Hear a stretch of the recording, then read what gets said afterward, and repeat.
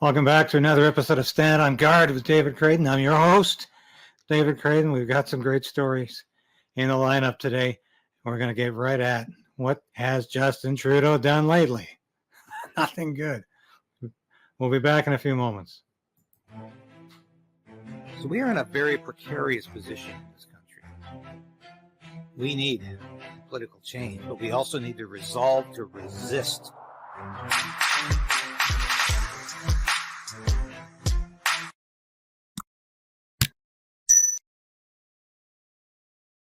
Well, before we get into the guts of the program, I want to encourage you to support independent journalism. That's me.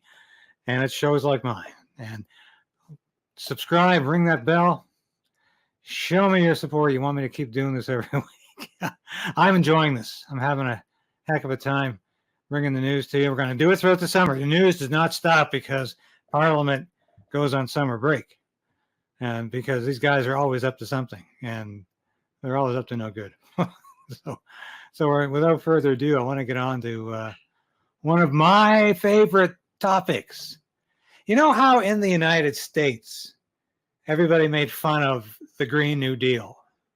You know, Ocasio-Cortez, the congresswoman from New York, came up with this thing over a weekend, basically writing it on cocktail napkins. And it was, people were laughing at it because they were going to phase out air travel within the decade. Yeah, right. And everybody's going to start taking the train and buses. Oh, no, we can't take the bus. That causes more greenhouse gas. So anyway, people were just mocking the Green New Deal. Not going to happen. But of course, it has been happening under Joe Biden. They just don't call it the Green New Deal. It's been part of all of the trillions of dollars of spending. They're implementing the Green New Deal incrementally, one step at a time. And it just gets more and more ridiculous. Nobody has a plan for this. And this is really what I need to point out here is that what happened in Canada is that Justin Trudeau came out with the just transition.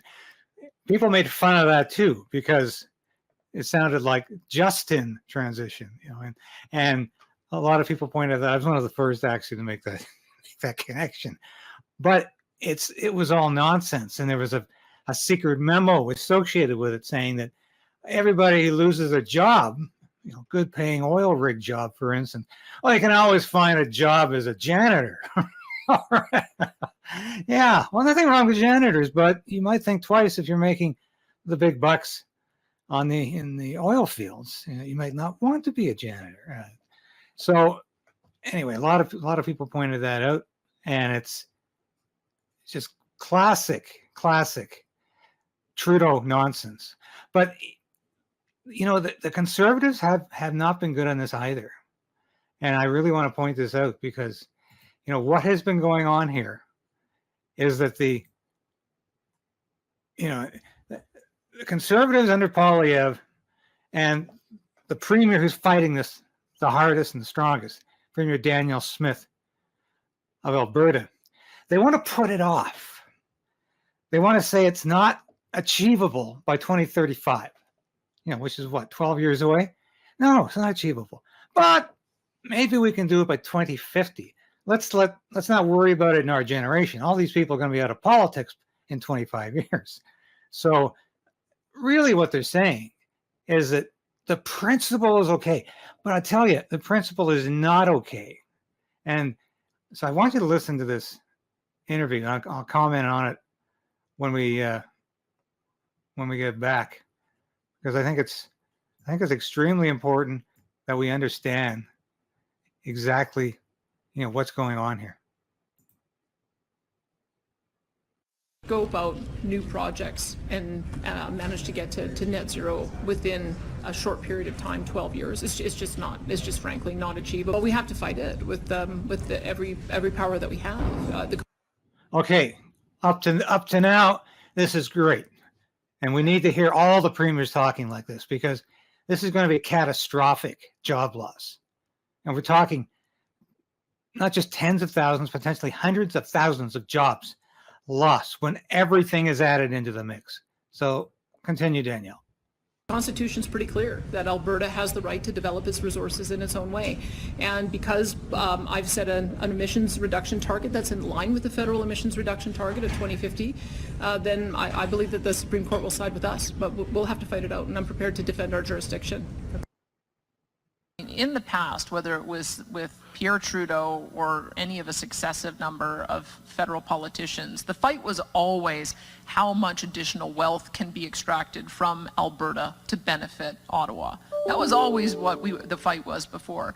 We've never faced a government that wants to shut our economy down and wants to shut down our energy industry and wants to phase out our oil and natural gas workers to their own detriment.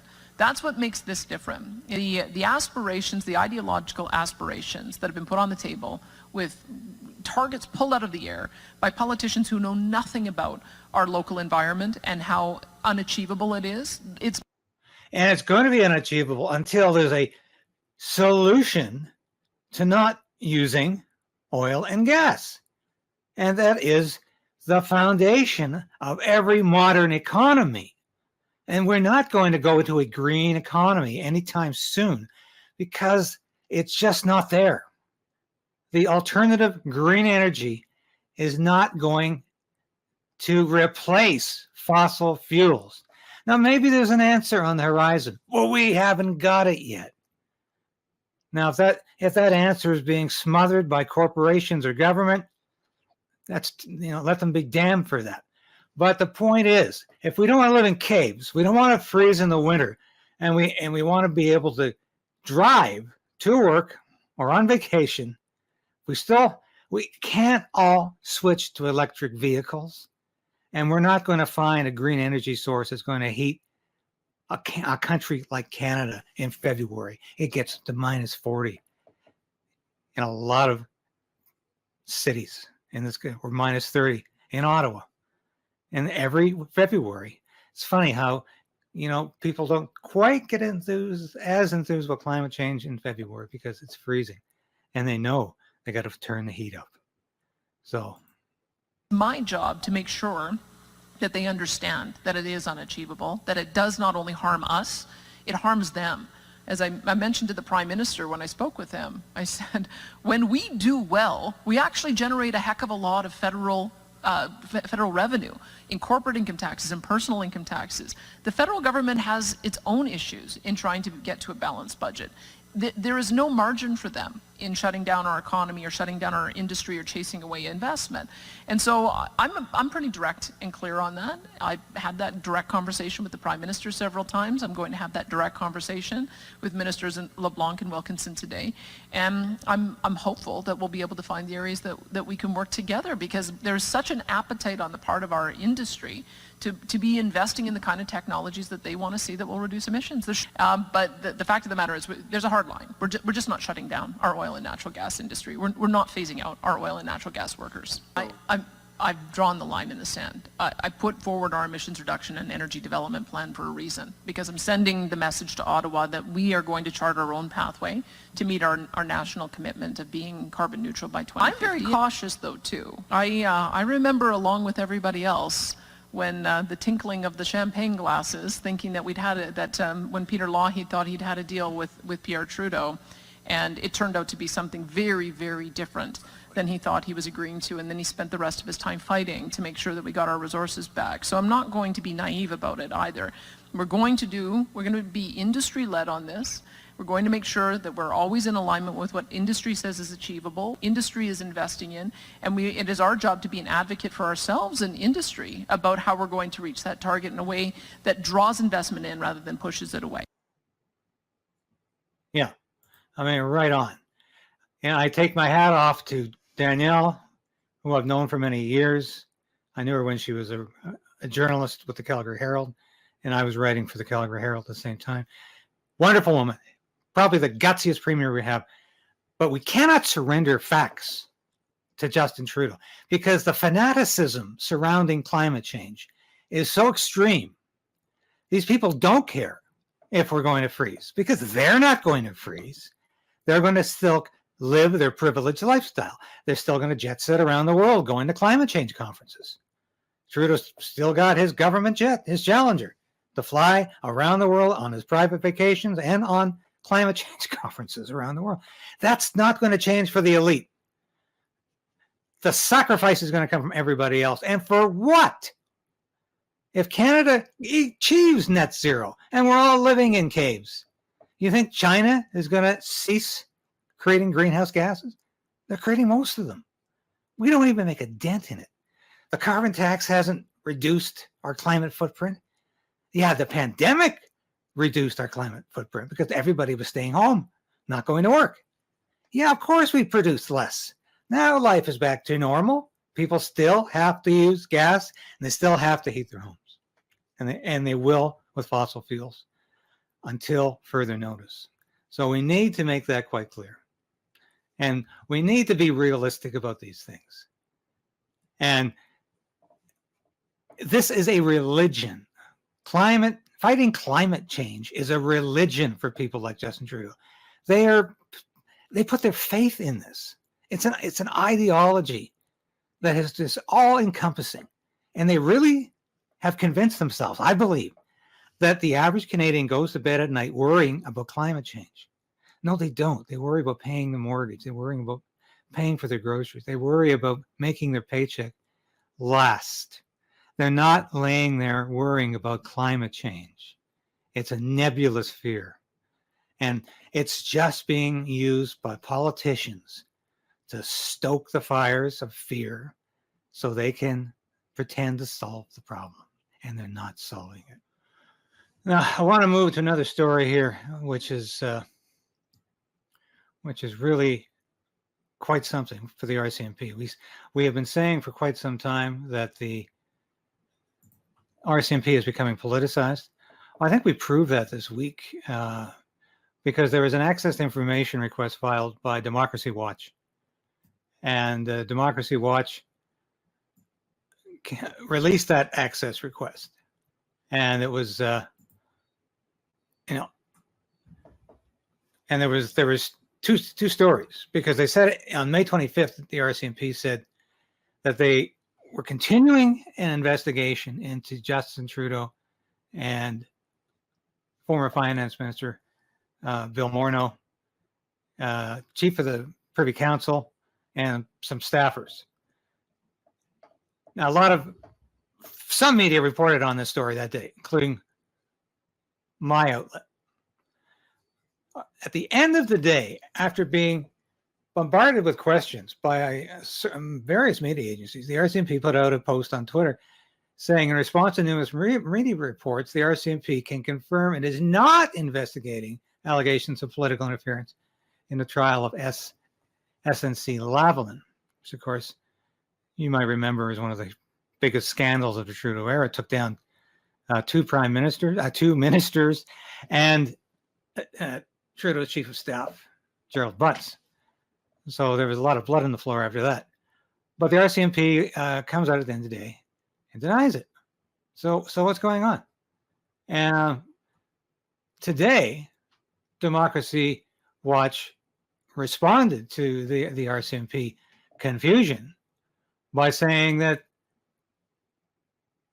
they misled them and they did not want them to basically access most of the Freedom of the Access to Information Act document they received. 85 pages out of a 95-page document were censored. Black marker through them. So they were unable to basically read very much of it. Now, what is the RCMP up to? I mean, this smells.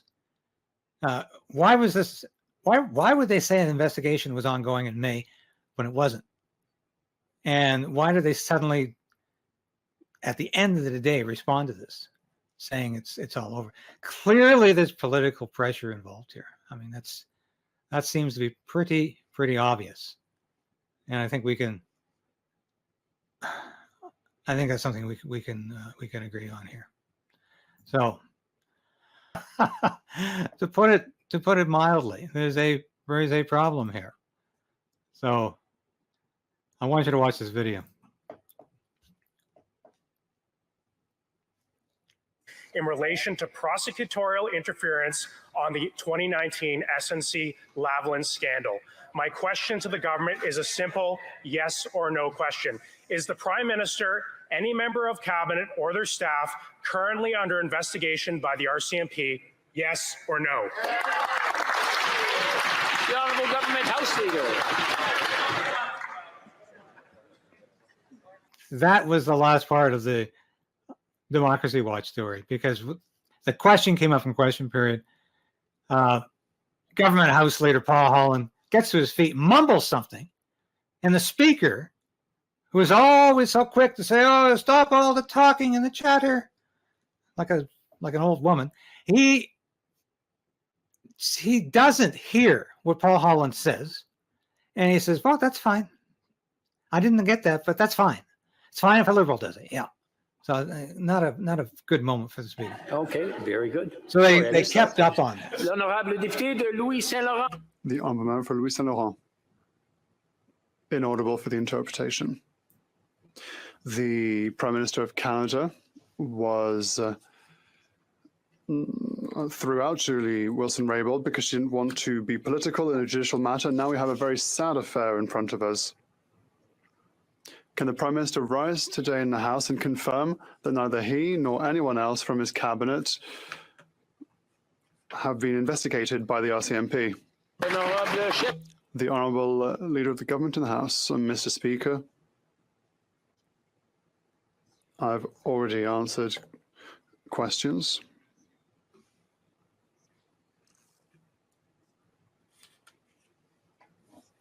What is going on? Of course, the Conservative Party are trying to pick partisan fights, and I've already answered. The Honourable Member for this. And you have to see this to believe it, because Marco Mendicino, here's the guy who just can't seem to get his story correct, about whether or not he knew, when he knew Paul Bernardo was moving from a maximum security prison to a medium security prison. And he was very shifty about this. And it's not clear when he actually knew, but he certainly is not telling the truth. Because would you believe a public safety minister with all that staff wouldn't have been informed, and he wouldn't have fired his staff that failed to tell him? Do you think? Yeah. Well, I think there's definitely a problem here. Directed to the chair of the Public Safety Committee.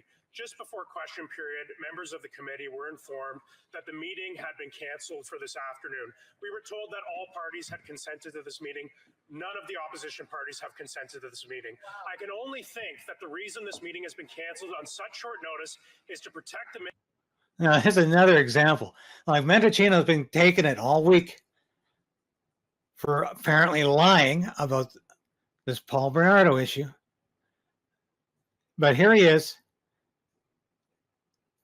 ducking questions at the Justice Committee meeting, which they canceled, and they lied, and Liberals lied about it. They said they had mutual consent. They had consent of all parties to cancel the meeting, and they didn't. Minister of Public Safety from a Conservative motion calling on him to appear you to don't answer think questions about the Bernardo transfer. Sounds logical to me. The Public Safety Committee tell this House why they're going this far to protect the Minister of Public Safety. Why did they cancel this meeting? Save Mendicino's ass. That's what this is all. What a joke. This is the highlight of the day. Glad I stuck around for this. This shows you how bloody devious, mendacious the Liberals are. They lied about who wanted this meeting canceled. And here's Mark goddamn Holland standing up on his hind legs. A partisan piece of baggage on the floor. But this is the Liberals canceled the meeting and pretended all the opposition agreed with them. What we've seen, unfortunately, over the last 3 weeks is a party that is bent on obstructing everything at every turn. Whether or not it's they just want to turf your goddamn minister, who is lying about everything and has been caught lying every bloody time. Very well. The decision in question was made independently by corrections. And what they are covering up is the ability for this House Nothing, to mind you, he doesn't address the take fact that they Canadians. canceled the Well, Mr. meeting Speaker, we will without not be without deterred. We will continue unanimous the business of approval. this nation. We will Not even going to offer touch that. legislation that is aimed Because they at canceled this making meeting care for because they don't want Mendicino to go through another harsh moment. Then that leads us into another really tremendous story here. And it's all week we've heard about the tremendous compassion the Trudeau government has for Bernardo's victims. You know, how they feel for them. But, and we're going to hear Trudeau say that in a minute. And I'll tell you what, the Trudeau government's suing the victims of Paul Bernardo. They're suing them. That's how much they care. Well, let's listen.